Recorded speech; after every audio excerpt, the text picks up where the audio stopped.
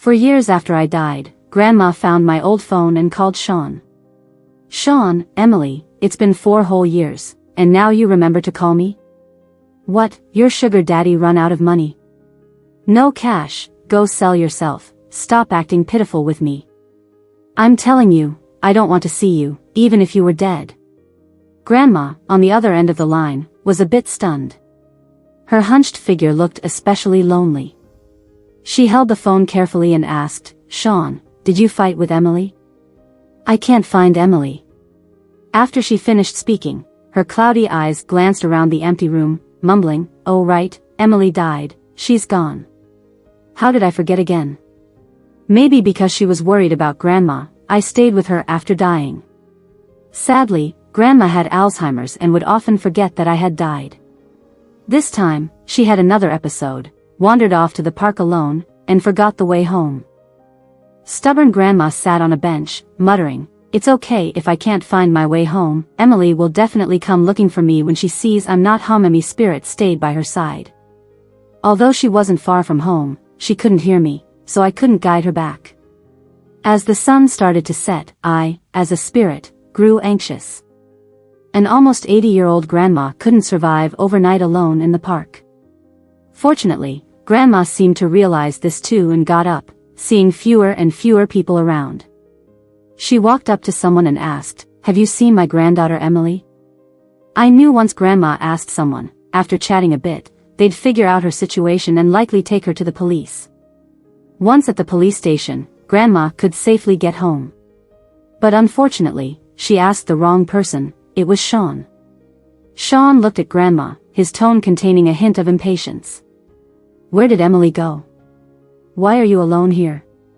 This late, she's left you alone in the park again, she's probably off."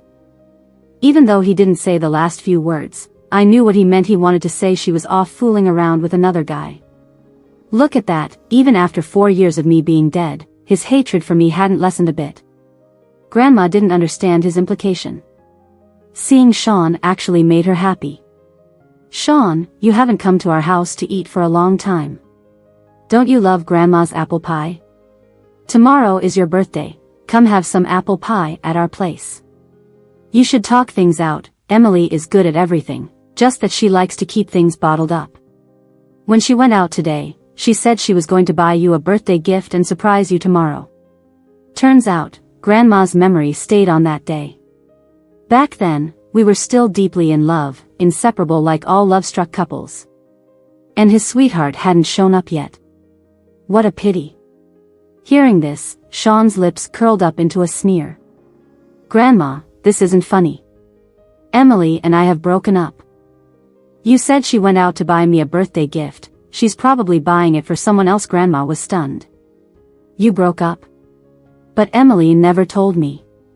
"Shawn, don't be mad, I will teach her a lesson when she comes back." I wanted to hug her and tell her not to be mad, but my body just passed through hers. For years later, I still hadn't gotten used to being just a spirit. Shawn's laughter grew louder, clearly not believing her. "I told you, we did break up. If these are tricks Emily taught you, I'll let it slide this time. Please don't mention her name in front of me again." Just then, 2 aunts from the same neighborhood walked over and were surprised to see Grandma there so late. "It's so late, how come you haven't gone home yet? Did you forget your way home again?" Saying that, one aunt clicked her tongue and sighed to the other, "This poor lady relies on her granddaughter. Who'd have thought her granddaughter died 4 years ago, leaving just the old lady?" "Yeah, I died 4 years ago.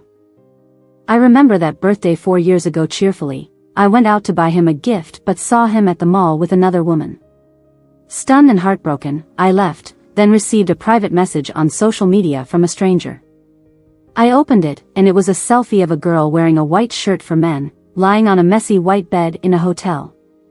I recognized that white shirt. I sewed the top button on myself. I remembered it clearly because I learned the little flower sewed on it from a blogger online. Shawn never minded it and wore it even at important meetings. He'd said it was a symbol of our love. But now, this symbol was on another woman. That's when I realized love could be so cheap.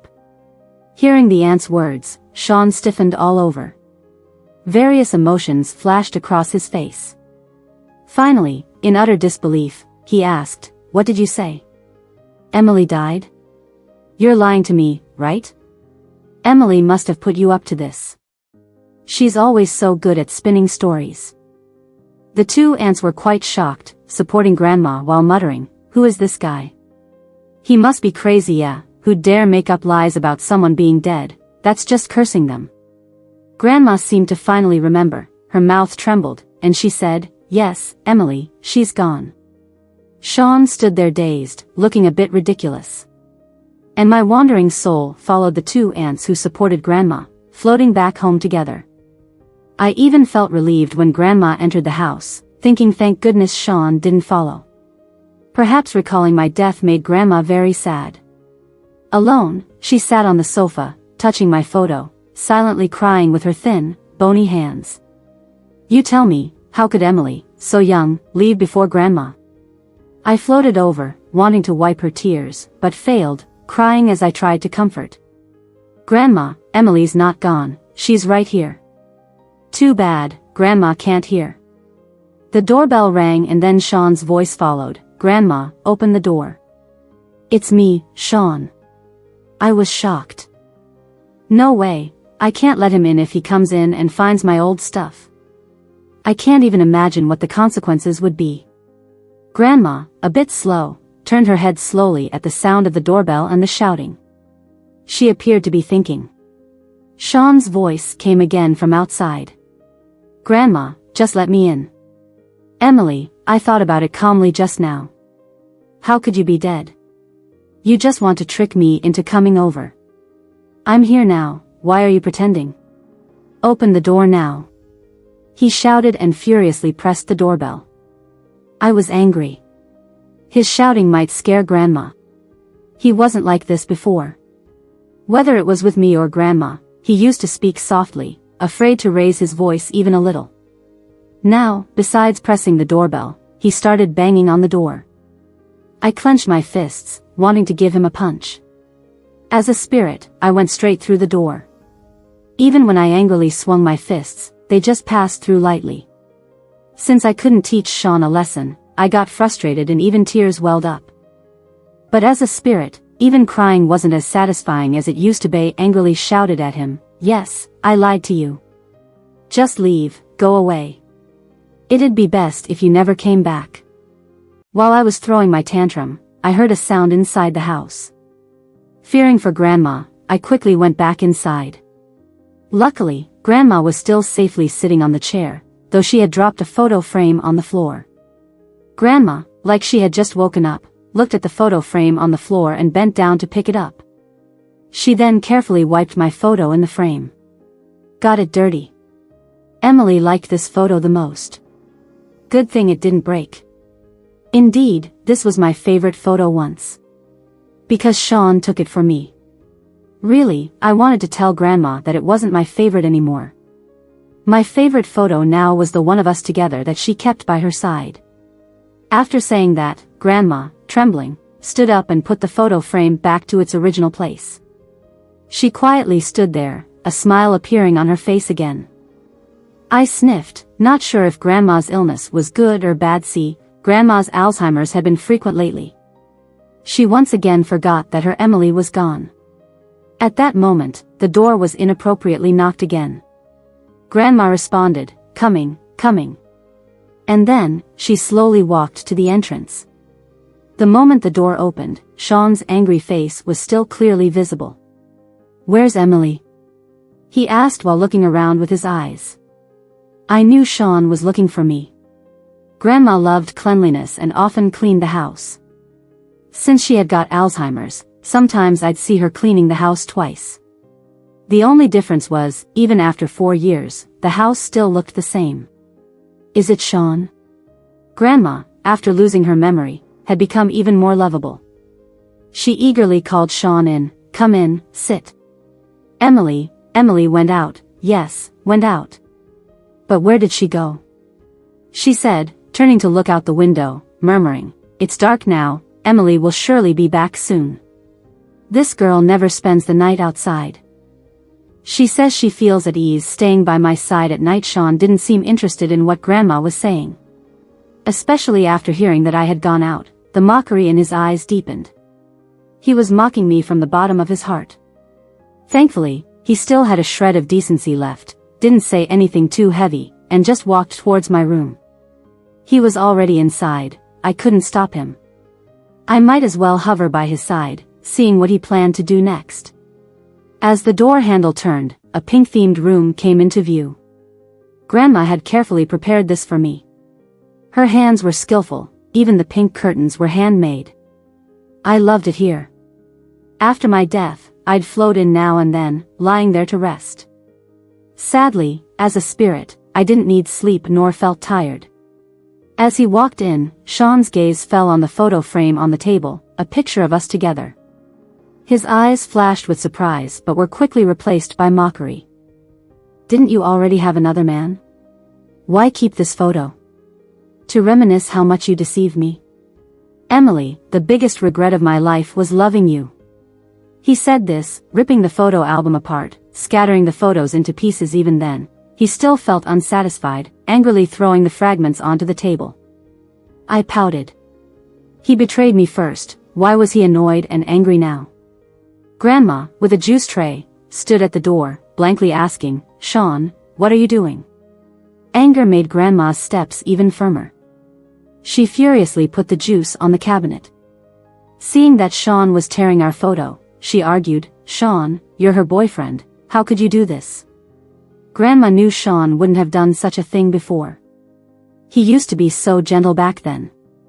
Meeting Shawn was purely an accident. He was the heir to the Smiths Group and I was a fresh graduate. Smiths Group was almost every graduate's dream. With high salary and benefits, getting in was something to brag about at class reunions. I was the lucky one who got an internship through campus recruitment, but the workplace was much more complicated than I thought. I remember in the first month of joining, the company organized a departmental gathering. Department manager Sam, one of my seniors, had met me a few times during college.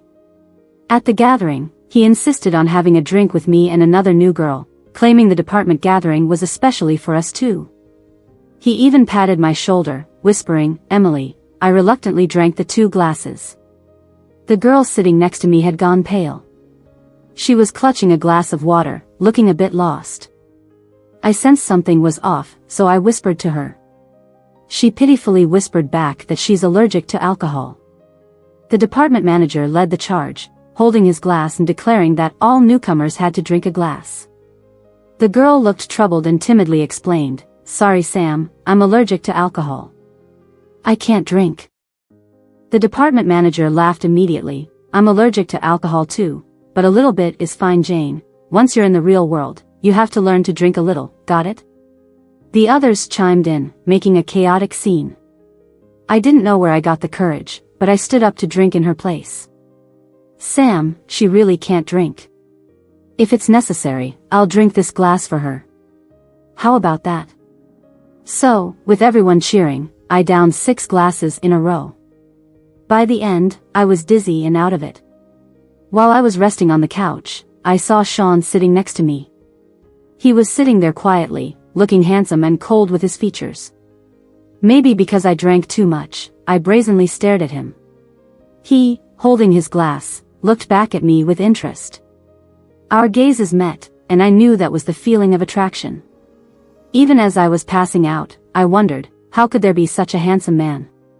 When I regained some consciousness, I found myself pinned against the bathroom wall. Because I was drunk, I felt light all over through my blurred vision. I saw Sam pressing against me, reaching for my pants. The shock sobered me up a bit, and I started to struggle. What are you doing? Sam's face was no longer the friendly, smiling one I knew. Instead, he looked lewd. What am I doing? Of course, I want to be with you. Emily, I like you. You're so good looking, how can I not be attracted to you? I promise, as long as you're with me, the next project will be yours, and I'll promote you to team leader. Sam finished talking and started to move his face closer to mine. I was weak but fought back hard. I didn't want to ruin my life with a scumbag like him. Let go of me, Sam. You're breaking the law. Help. Somebody help.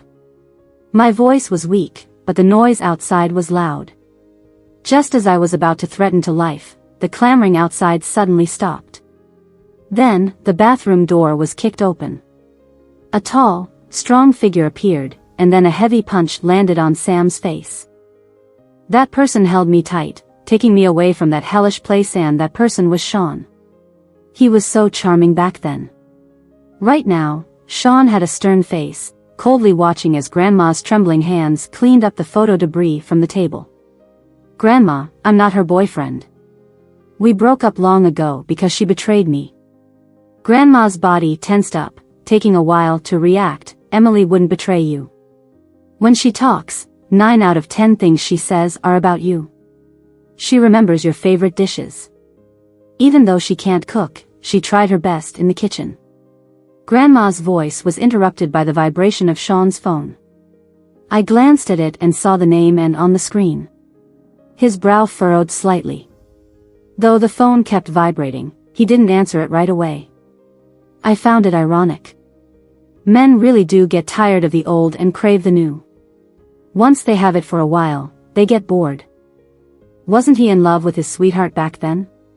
Now with this face, who is he putting on a show for?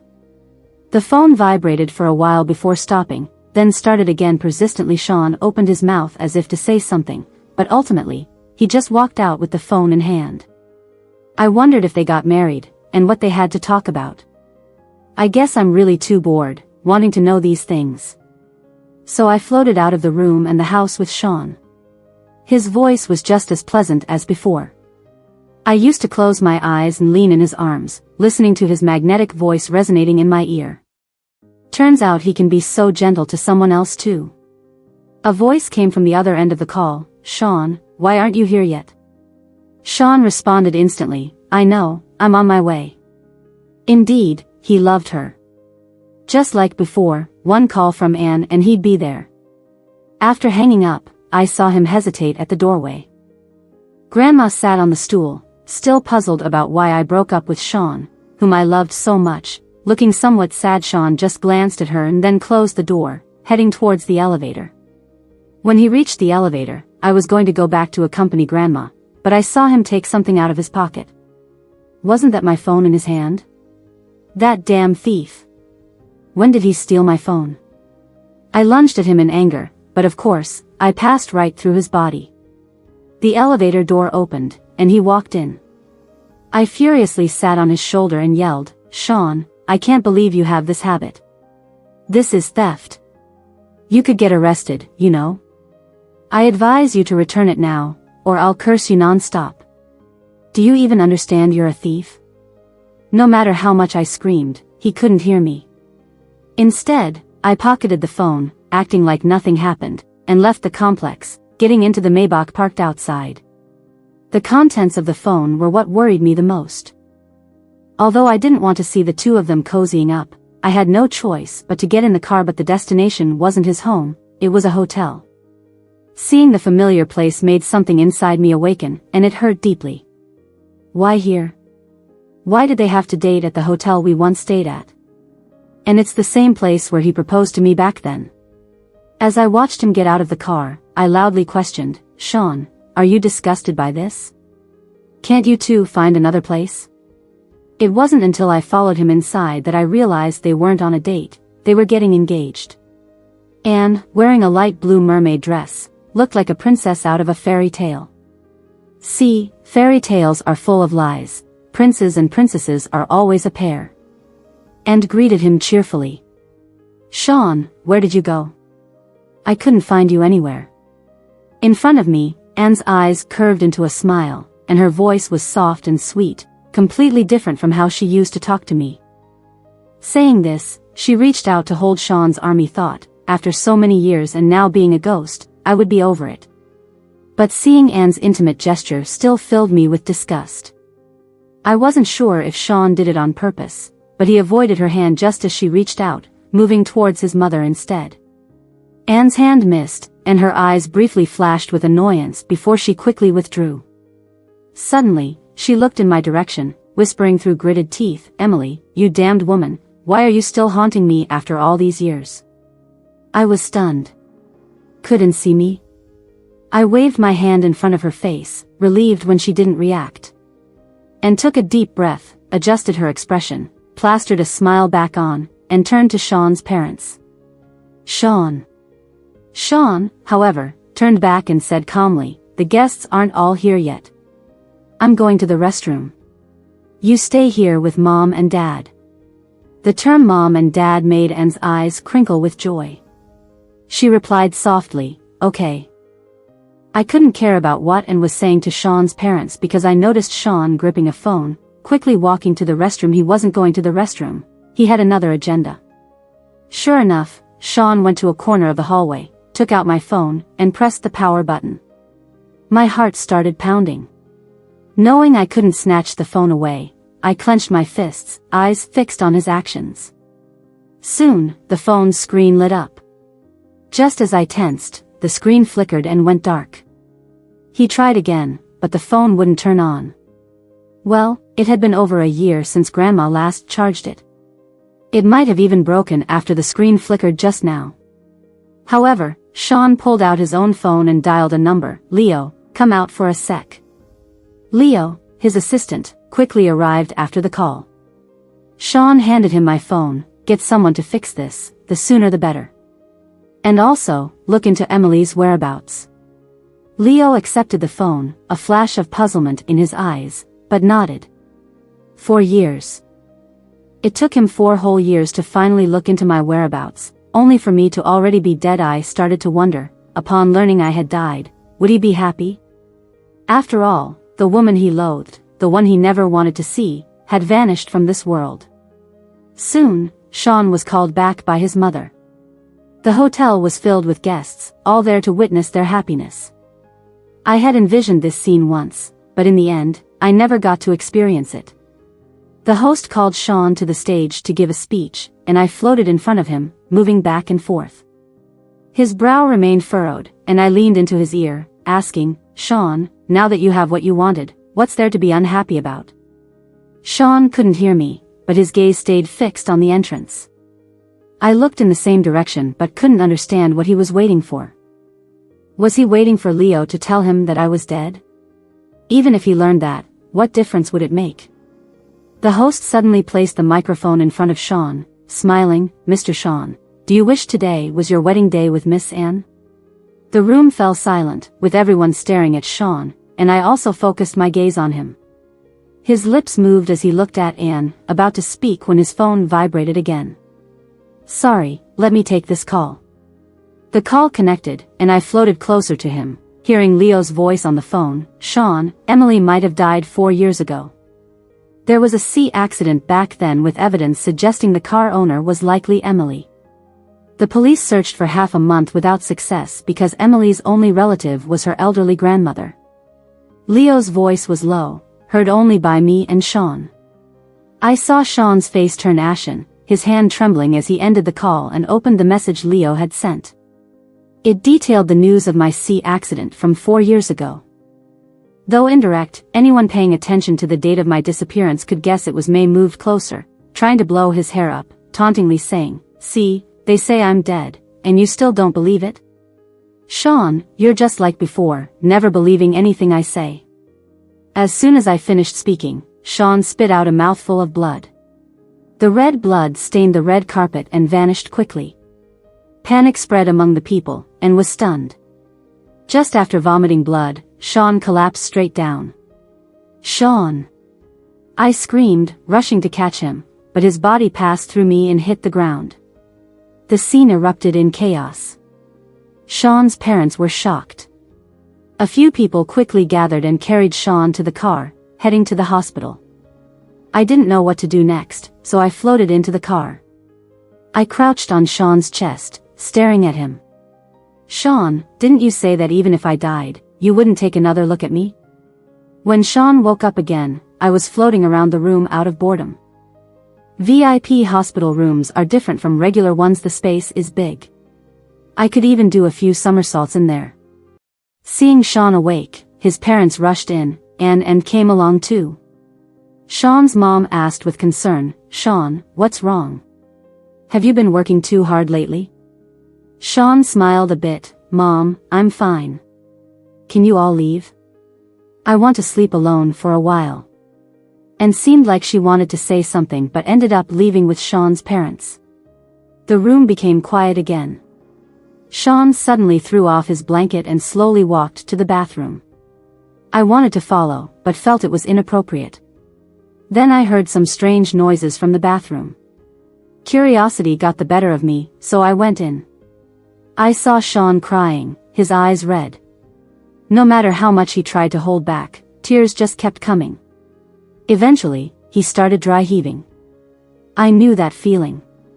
When someone feels extreme sadness, they can start to puke. Shawn, so you weren't happy at all when you found out I died, were you? After puking, Shawn washed up a bit, then dragged his tired body back to bed for some reason. As Shawn fell asleep, I also drifted off next to him. Anne's voice woke me up.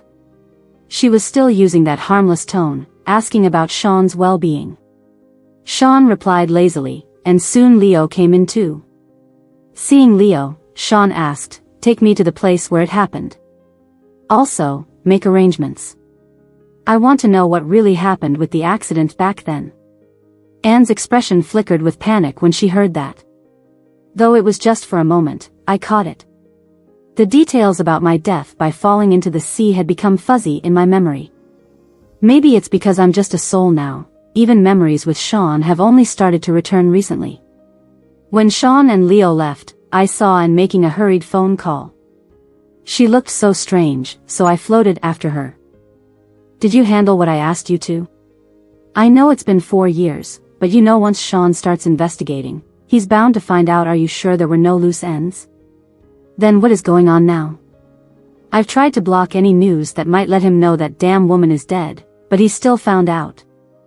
I suddenly understood. The damn woman Anne was talking about was me. I was furious and screamed at her, "You're the one who should be dead." Wait, does this mean my death wasn't an accident but something unplanned? Murder, how could she dare? I lunged at Anne again, but I just passed through her each time. Exhausted, I decided to follow Shawn. I wanted to see the place where I died. It turns out my body still hasn't been recovered even now. Floating into Shawn's car, I saw Leo hand him a repaired phone. Today, I realized how heartless he truly is. Shawn unlocked my phone with his birthday. Unfortunately, he guessed it right. I would have changed it if I hadn't died so suddenly.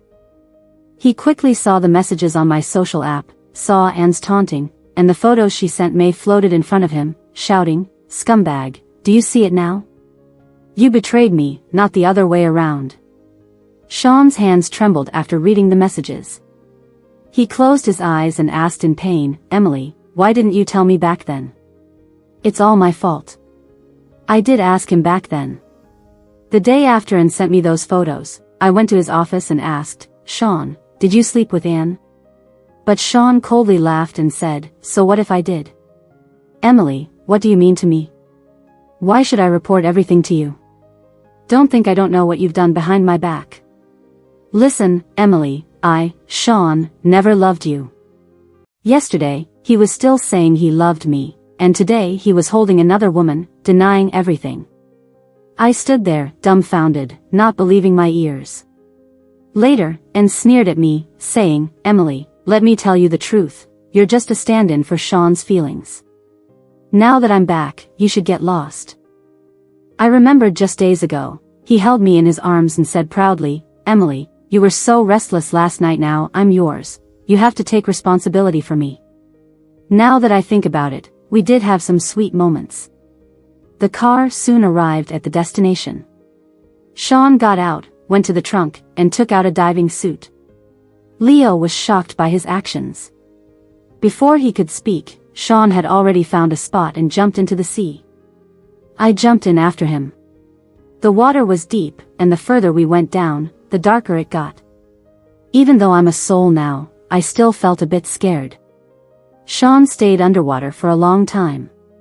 Even when his oxygen was running out, he was unwilling to surface. Leo started urging, "Shawn, your oxygen is running low. You should come up. If you keep going like this, you could die too." He didn't say a word and kept diving deeper into the sea. Honestly, even I was starting to lose my patience. The water down here was so deep and cold. The pressure got lower the deeper we went. Even professionals couldn't retrieve me, let alone him. Just as I was about to float back to the shore, I heard Shawn's trembling voice, "I found it." Following his flashlight, I saw a sunken, abandoned vehicle at the seabed.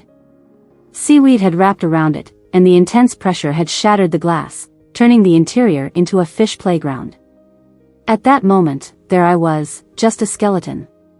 Shawn quickly swam over, seemingly in disbelief, and froze. Then he swiftly unbuckled the skeleton's seatbelt and carefully pulled away the seaweed.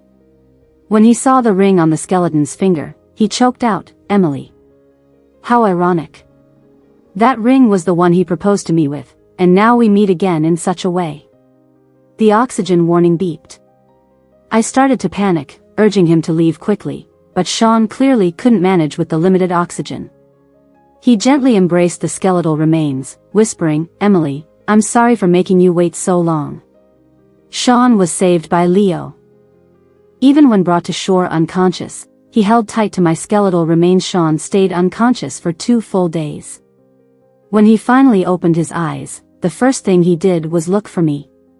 Fortunately, Leo told him just in time, "Shawn, I've securely placed Emily's remains. Don't worry. No one will touch it without your permission." Shawn nodded, his face ashen. "Continue investigating what I asked." After Leo left, I floated around Shawn, unable to stop myself from muttering, "Shawn, the murderer is Anne. How can you not suspect her?" Shawn, who had been lying down, got up slowly, seemingly thinking of something, and walked out of the hospital room.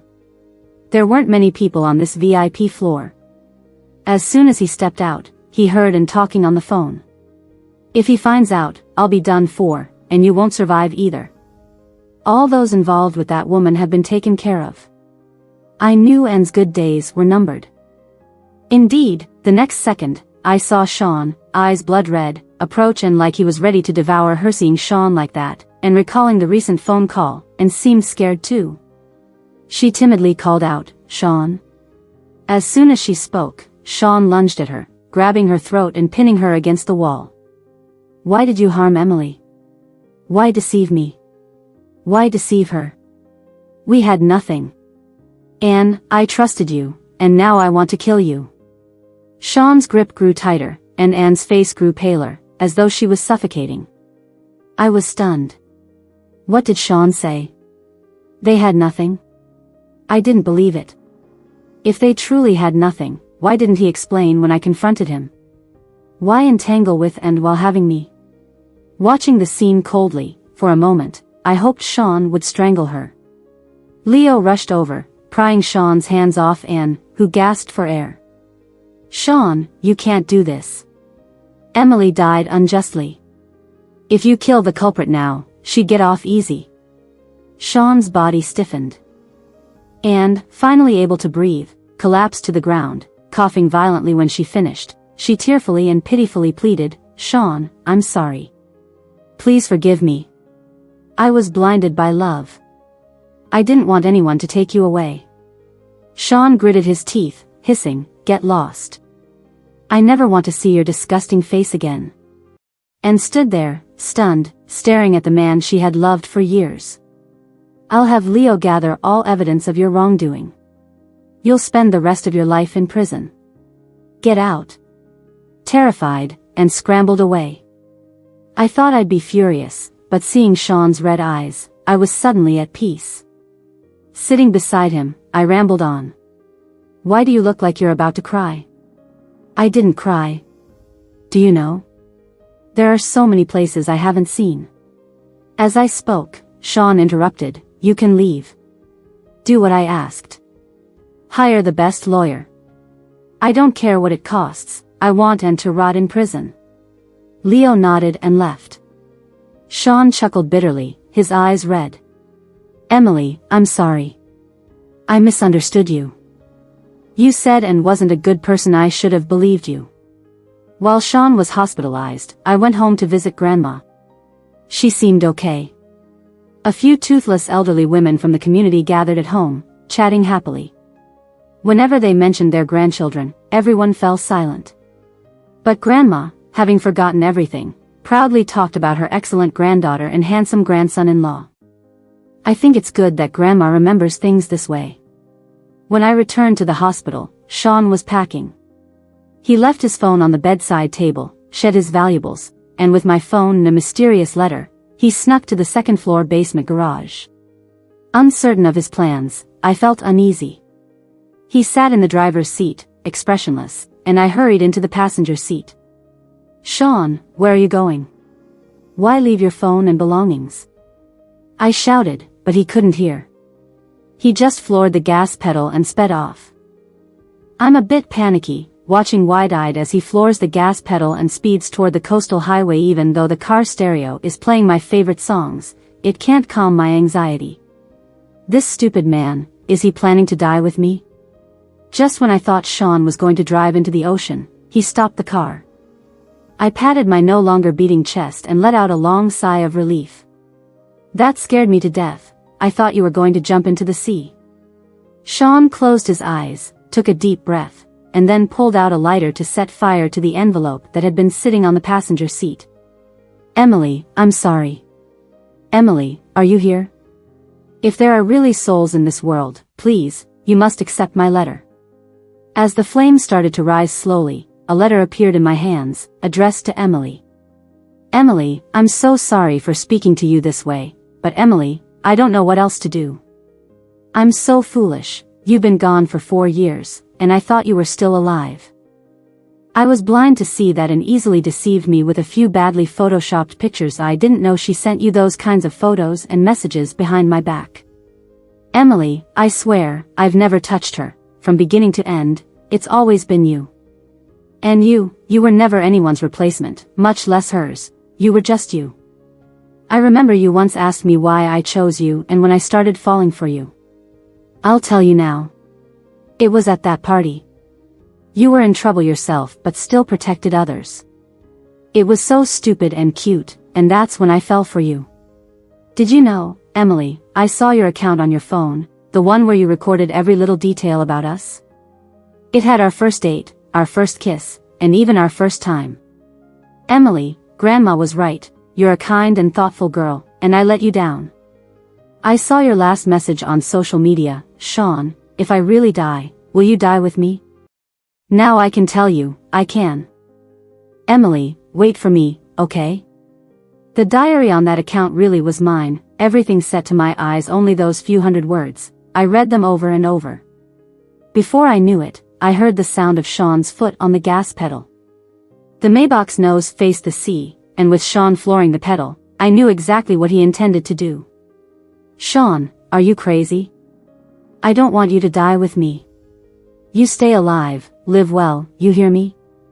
But he couldn't hear my shouting. The car charged directly into the sea. Memories started to flood back, and it felt like I was back on the day I fell into the sea. Seawater rushed in, choking my nose, throat, and lungs with burning pain.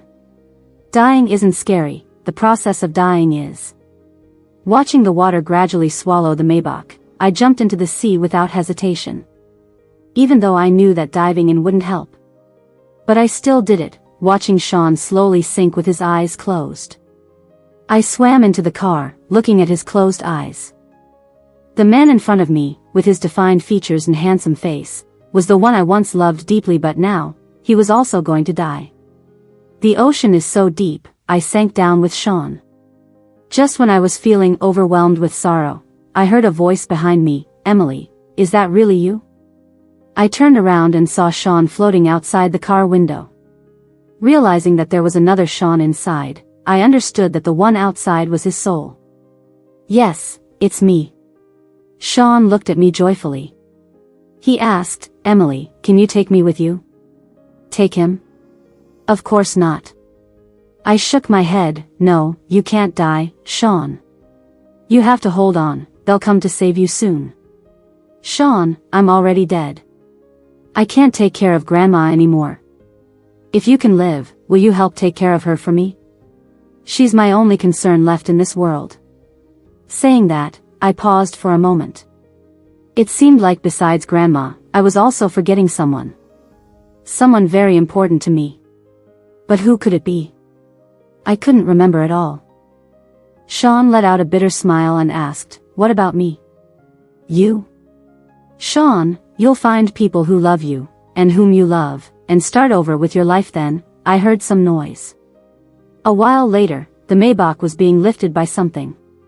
Someone had found Shawn in the sea. I knew he was going back. Shawn was saved. Shortly after he and the car were pulled out of the water, an invisible force dragged him back. I smiled and waved at him. "Please take care of my grandma, always." I made sure to keep my expression as beautiful as he remembered. When Shawn woke up again, I was still by his side. The moment he opened his eyes, tears filled his reddened eyes. Unfortunately, he couldn't talk because of the oxygen mask and could only turn his eyes towards Leo. Leo understood and came closer, handing Shawn his phone. Shawn typed out the word grandma on it. He really remembered. He promised to take care of my grandma. Leo glanced at the words and understood immediately. Then, he shut his eyes, tears of regret streaming down his face. What good is regret? I'm already dead. I squatted on his chest, watching his pained and pitiful face. I should be laughing, right? Laughing at his choice, laughing at his pain, laughing at how he deserves this. But I couldn't help but sniffle, feeling utterly miserable. I stayed with Grandma again. Shawn kept his word, hired the best nurse to take care of Grandma, and even Leo accompanied her for chats. Grandma was always happy, and I floated joyfully around them. One day, while Leo was telling Grandma a story, Shawn came in. Seeing Shawn, Grandma suddenly asked, "Are you Emily's friend? You look so handsome, just right for my Emily." Shawn smiled, his eyes turning red again. He hugged his grandmother and softly said, "Grandma, Emily went on a business trip far away. She asked me to spend some time with you." It turned out Grandma's illness was getting worse. Leo stayed with Grandma while Shawn walked into my room once more. Seeing the photos he had torn to pieces before, his body couldn't stop trembling. Luckily, Leo noticed in time and supported him. "Shawn." Shawn waved his hand. "I'm fine." He pushed Leo's hand away and walked step by step into my room. He saw the photos he had torn before still on the cabinet and began to piece them together frantically. Then he found my diary in a drawer. He opened it and saw his name written on every page. Shawn broke down again. I had written in the diary, "Shawn, we promised to be together forever. Shawn, you said you'd love me for a lifetime. Shawn, how could you have another woman behind my back? Shawn, will you only be happy if I die?" These were the questions that had troubled me before, but now I knew the answers. Thanks to Shawn's meticulous care, Grandma lived happily. I stayed by her side, watching this lovely old lady. One day, out of the blue, Grandma grabbed Shawn's hand, staring at him and saying, "Emily gave birth to a daughter for you." She pulled out an ultrasound report that had been buried in a box. Shawn was stunned and trembling all over. In a hoarse voice, he asked, "We have a daughter? Grandma, where is she now?" But no matter how he asked, Grandma didn't know.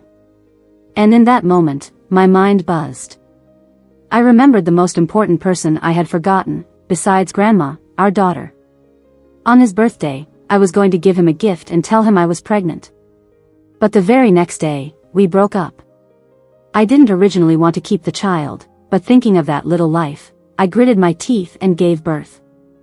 Who knew that just a few months later, such a tragedy would happen?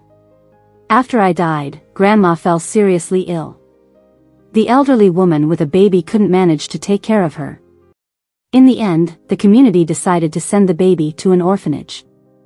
I lost those memories, including which orphanage the baby was sent to. Later, I personally saw Anne being sentenced to life in prison without the possibility of parole. I knew this was Shawn doing his best ensuring that Anne couldn't die or get out. I also saw Shawn rebury my body, engraving beloved wife Emily on the tombstone. 3 years after being imprisoned, and suddenly requested to see Shawn, claiming she had information he wanted to know. Shawn didn't want to meet her, but fearing he might miss news about our daughter, he met her. And looked at him through the glass and smiled foolishly. Shawn, I thought I wouldn't see you again in this life. I still don't understand, how did I lose to her? Shawn's patience wore thin. What's the news? If you're only here to say pointless things, then don't say any more. As if afraid he'd leave, and suddenly spoke, I know you have a child. Shawn's fist clenched tightly. Tell me, where is the child? What did you do to our daughter? And laughed crazily. I had everything but needed a man. Why did she have to interfere? And why did she have to bear your child? I could have spared her, but she gave birth to your child, so she had to die. I should have killed that old lady and the child back then. I realized and was completely insane. She had lost her mind trying to have Shawn. Shawn tried to ask more, but Anne suddenly coughed up blood. Seeing this, Shawn frowned. Anne, what did you swallow? Anne looked pained but smiled. Poison. There's no way I'd leave prison, but getting some poison? How could it be impossible? Shawn, I want you to die with regret and loneliness. What I can't have, no one else can. Anne died, and the clues about our daughter were lost again. From then on, Shawn kept searching for our daughter's whereabouts.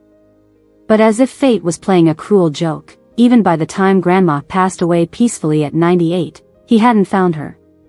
The only piece of good news was that our daughter had been adopted by a wealthy family. Grandma spent her last 20 years happily. She had a smile on her face even as she left. Epilogue. Shawn passed away the year after Grandma. Not yet 50, his hair had turned silver. As his life neared its end, he looked into the distance, filled with hope. He mumbled words no one could understand. Emily, will you come to take me? Emily, why haven't you come to my dreams in 20 years? He reached out into the air. But at that moment, he saw a girl almost identical to Emily. Shawn smiled weakly. Emily, is that you? I knew you'd come to take me away. However, the girl walked over, gently shaking him with concern. Sir, are you all right? Sir, hold on, I'll call an ambulance. In his last conscious moments, Shawn couldn't tell if the girl was Emily or their lost daughter. But he knew one thing clearly, he had hurt her too deeply. She probably wouldn't come to see him, not even at the end.